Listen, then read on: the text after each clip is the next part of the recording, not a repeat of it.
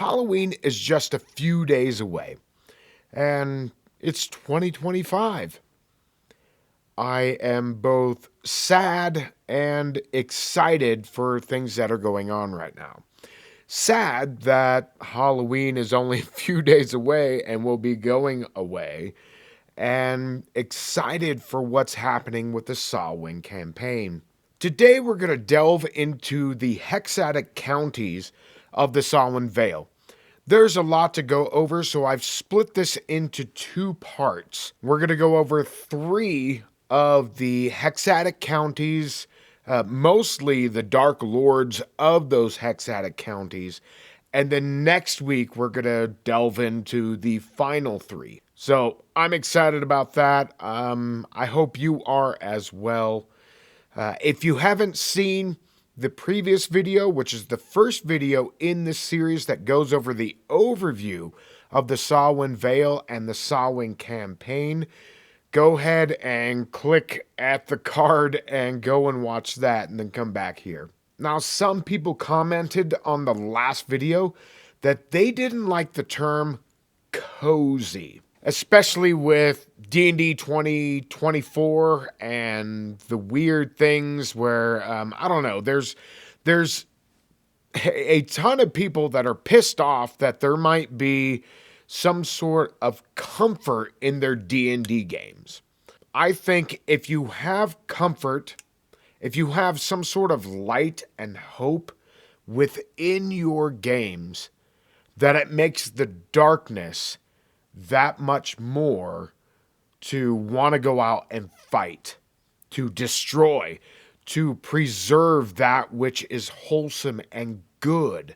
Within the Samhain Vale, it is cozy, inside of the villages, inside of the towns, and when you travel outside, it is horrific and heart-pounding, really. Bad things are out there. So, at any rate, let's get into this video, and then we're going to follow up next week with the other three of the hexatic counties and the Dark Lords. I hope you enjoy. In the Samhain Vale, borders are not lines on a map. They are scars, each cut by a sovereign sorrow, ruled by an entity that refuses to die. The inhabitants of the Vale call these the Dark Lords. Bound to their hexatic counties, unable to cross the borders, yet shaping everything within. Join me as we walk the Samhain Vale. We begin where autumn's breath smells of earth and fire in the northwest.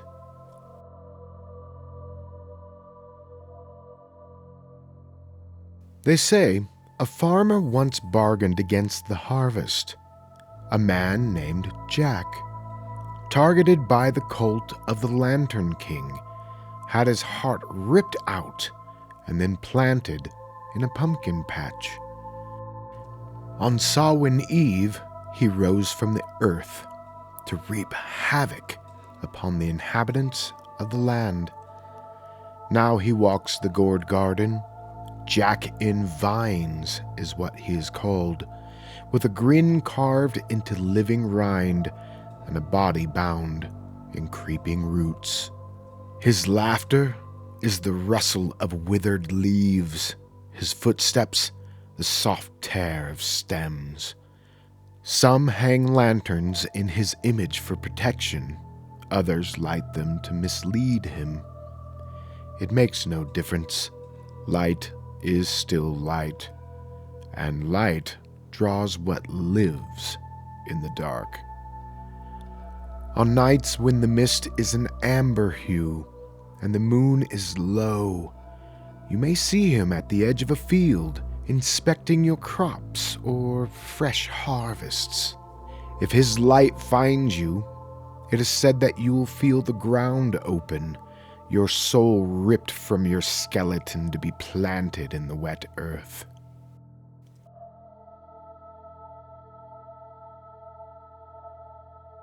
Cross the hedgerows and follow the chill that never lifts.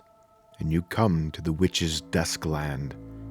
The cackling forest has learned to brood, and grief often sings in a woman's voice. Once she was a midwife and healer, Isolde, kind-handed and unsleeping. When death came for her child, Isolde did what love always threatens to do. She spoke to the dark and asked it for mercy. The darkness answered. Mercy did not. Isolde, the old wife, now walks beneath the boughs and the crooked land, cradling the memory of what she lost. Her lullabies drift through lichen and thorn. They teach the trees to bleed sap that smells like curdled milk. Those that answer her song return with hopelessness in their eyes, awake but dreaming, the world forever one shade dimmer. If you must cross the witch's duskland, do not follow the light that sways like a cradle. The dead are quiet, but remembrance is loud, and love will drown you where water cannot.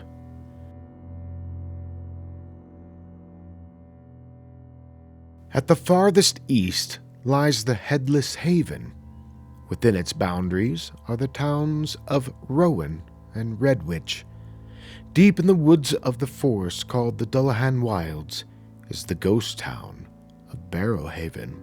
This hexatic county is a parish for the lost, and its vesper bell is the hoofbeat that bears a rider who no longer has a head. Once, Gildas Forlorn was the Vale's proudest general.